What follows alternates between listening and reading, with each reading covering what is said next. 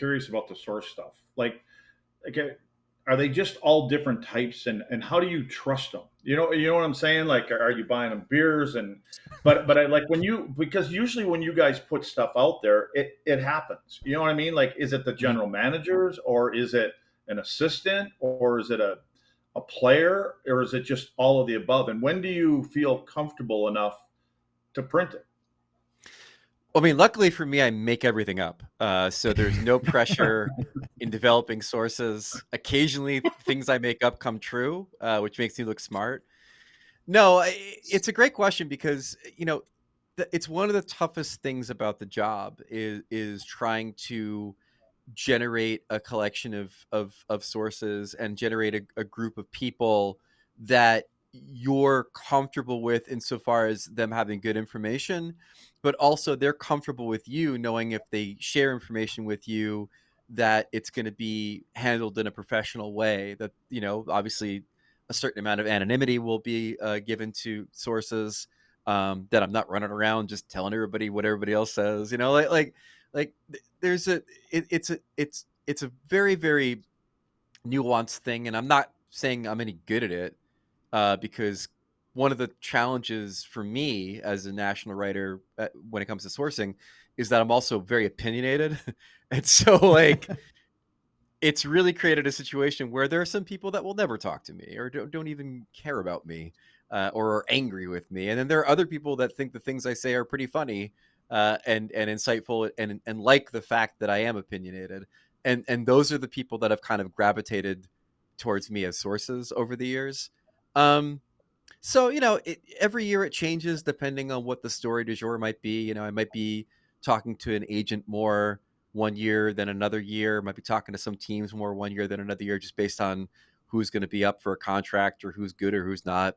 But, over time, you get a good collection of people that, you can not only get on the phone if you need to get some clarification on something, but also just, shoot the shit with if you just want to talk hockey during the day. And the other thing too about, there's also like the league part of it too.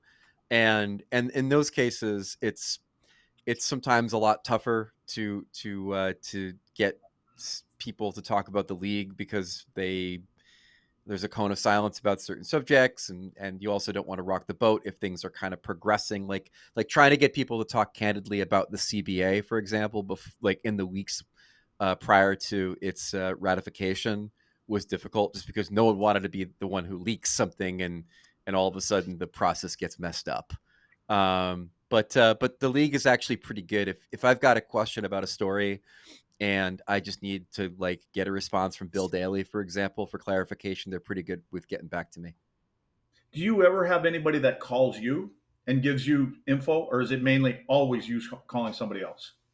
Oh no, the door swings both ways for sure. I mean, when it comes to agents, it's usually somebody who is has somebody in a contract year they're trying to get a little bit of buzz for, or trying to get some recognition for, insofar as like awards is a thing too. There are teams that will reach out if they think that they've got something good going on that maybe isn't being covered on a national basis.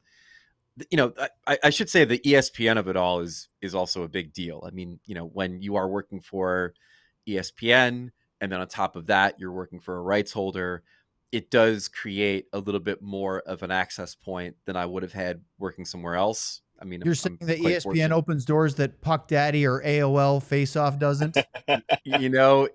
It does occasionally, but also has its pressures and downsides too when it comes to coverage.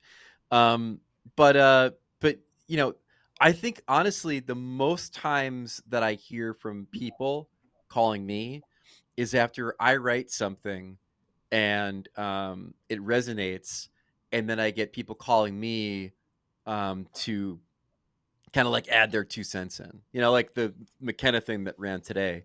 I had people reaching out this morning telling me about their own takes on what's happening with junior hockey, with Canadian junior hockey and the NCAA and things like that. So that's actually probably the largest volume of feedback I get, is when something's already published and people want to kind of chime in on it. Your piece was great. I read it, and one of the things I couldn't help but notice, without laughing a little bit, or maybe a bit of a sardonic chuckle, was the inherent irony in this whole switcheroo with the CHL, the Canadian Junior Hockey League, and the NCAA, because it was literally because Canadian junior players were making a stipend, hardly any money at all, but they were being deemed as professionals.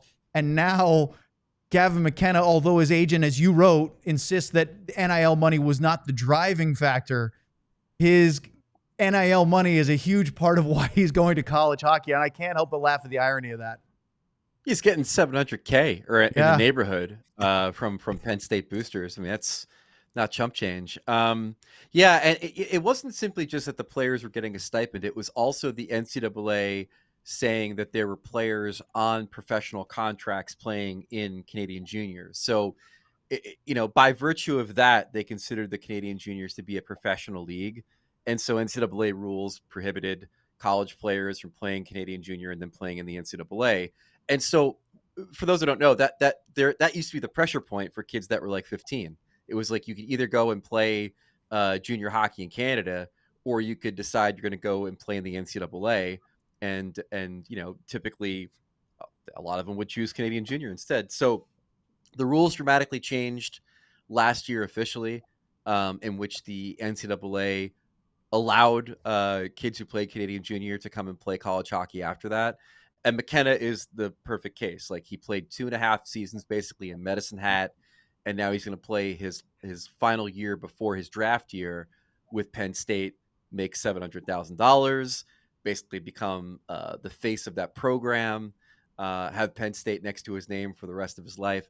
I mean, it is as someone told me for the story, like, this is now the pipeline for an elite Canadian athlete. It's going to be junior for a few years, NCAA to grab that money, and then also play against top competition, and also not play the same cadence of schedule that you have to play in junior, and then like on to the draft after that. And then the other thing too is that because these rules changed, there's a lot of thought that a lot of teams in the NHL are going to draft players and then send them to college, or have them go to college for a season, because that's going to give them a nice preparatory thing rather than sending them back to Canadian junior. We all silly like the mayor.